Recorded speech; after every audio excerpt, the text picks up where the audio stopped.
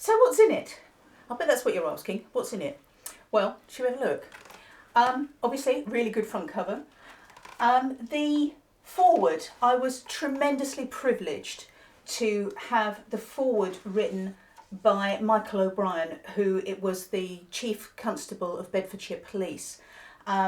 He is a personal friend of mine, and when he heard that I was doing this book, he was tremendously helpful.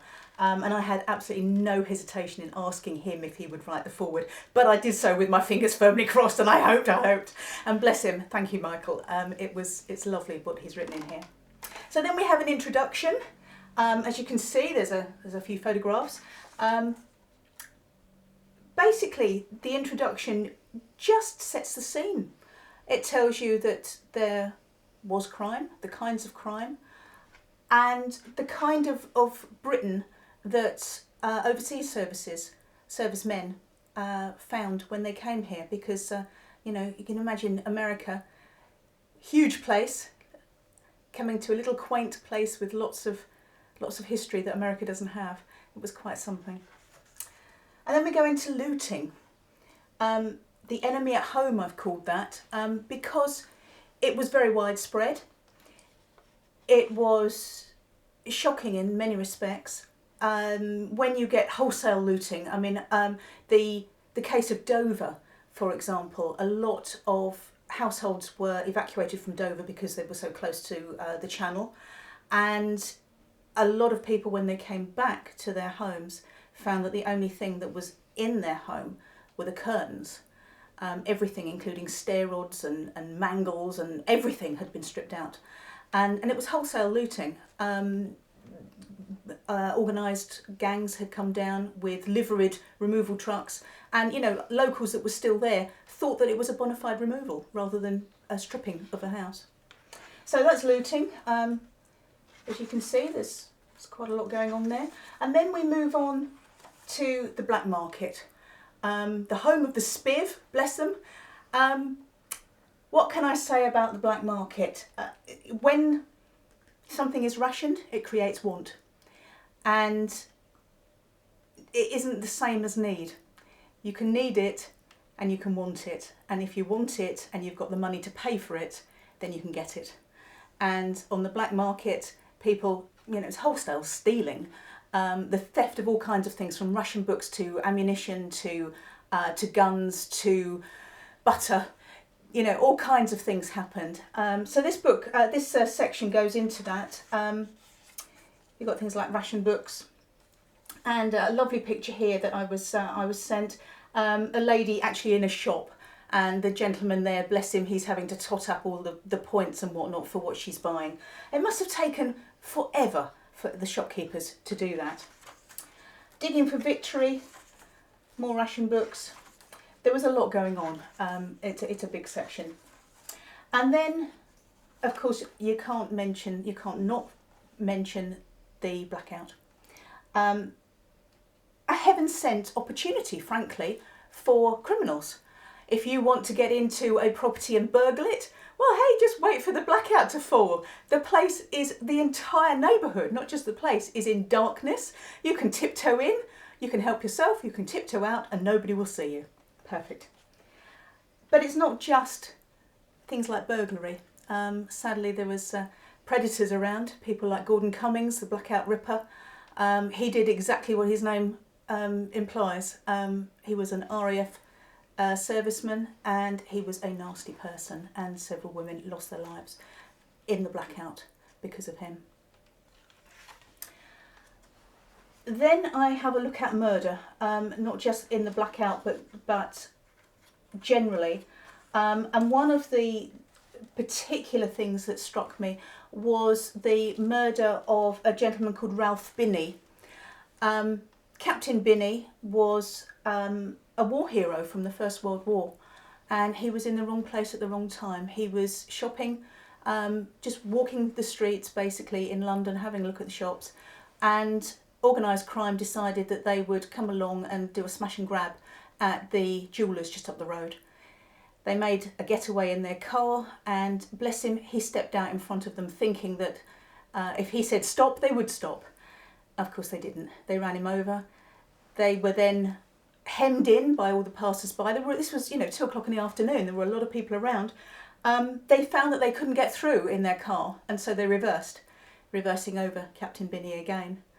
They then found that they couldn't reverse all the way through, so they went forward again, over Captain Binney again. And this time his clothes caught underneath the car, and he was dragged for over a mile. Witnesses say, they heard him screaming. Of course he died, bless him. The one good thing, if you can think of that as being good, is that the Binney Awards for Bravery came out of that particular episode. A very sad episode.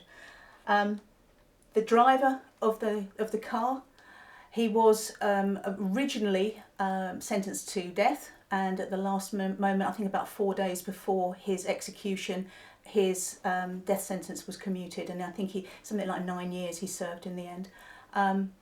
That leniency, it's been argued, was one of the main reasons for the rise in crime that happened after the war, gang crime. So that's the murder section. And then what do I look at next? What comes after that? Let's have a look. I've got a section on odd things, lots of different bits that don't really fit into one chapter. I've called it fraud, theft, hooch and other crimes. Things like white collar crime. As I said in one of my other videos for this book, some people didn't set out to become criminals. They found themselves in that situation, and one of the things that comes to mind to tell you about in this is insurance fraud. The method of people using insurance as a means to gain money, basically. The people who would repeatedly claim for the same house that had been bombed, or would claim for a house that wasn't theirs. That was a very popular one. Or would overinflate the cost of repairs, a business, for example. So some of this was premeditated, some was accidental, I'm sure. I'm perhaps being generous, but white collar crime was big. So what else is in the book? Well, one of the things that tickled me slightly when I was at the National Archives researching this was a prosecution for taking obscene photographs. Now, the kind of thing that we're talking about would be, frankly commonplace in this day and age in the 21st century. But in the Second World War, this was quite a big thing. So I have a section in the book about this particular case. And let me read you. Somebody ordered for 6 shillings, a 6-shilling set of untouched anatomical studies, preferably assorted male and female, failing this, all female, age of model 20 to 21 years. So this is an order that somebody had received for obscene photographs. They were, of course, prosecuted, and they were, they had the whole lot confiscated. But the book, as you can see, touches on all kinds of different things. It's not just, the big things. It's not just murder and whatnot. So what else have we got here?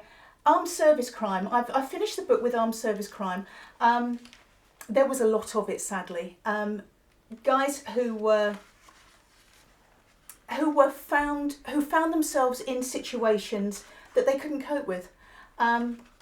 You got the mad, the bad, the sad. It happens all the time, but in a period of war, I think it's particularly shocking. This particular illustration is a Hawkins grenade. It was used by a young man to blow his father up. His father was in a bath chair. He was a First World War veteran, and he had found himself, in a position where, I think he was blown up actually originally, and he couldn't walk. His father was a particularly difficult man. He made life very difficult for the family, and his son, who was in the army, had been taught how to use these grenades, and so he adapted one, slid it under the bath chair, and when the nurse took his father out for a walk, it detonated. His father was killed. There's some pretty harrowing descriptions of where bits of his body were found. And the nurse, bless her cotton socks, she survived, but I think she lost a leg, something like that. I mean, she was very lucky to survive. Not nice, not nice. So there we are, there's the book, there's me at the end there. I hope that you like it. I hope that it does justice to the subject. I hope that you buy it, that would be nice, or that you read it from the library, but either way, enjoy it. Thank you.